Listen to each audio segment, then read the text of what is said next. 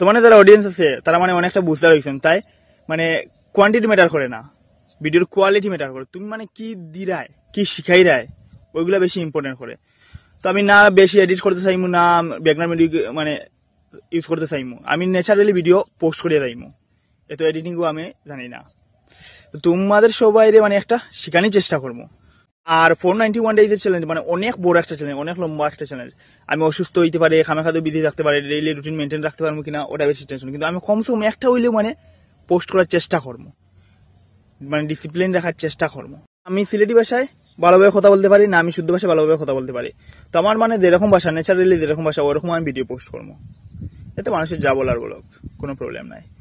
মানুষকে তো বাইবা বিবিয়া পুরা 5-6টা বছর নষ্ট হয়ে গেছে, মানুষে কি হইবা ওগুলো ভেবে। আর সোশ্যাল মিডিয়াতে কাজ করতে হইলে নিজের লাজ শরম ওইগুলাও ছাড়তে হইব, মানুষে কি হইবা ওইগুলা। তো নতুন ক্রিয়েটর হিসেবে আমার সাপোর্ট করবা, ওকে? Thank you.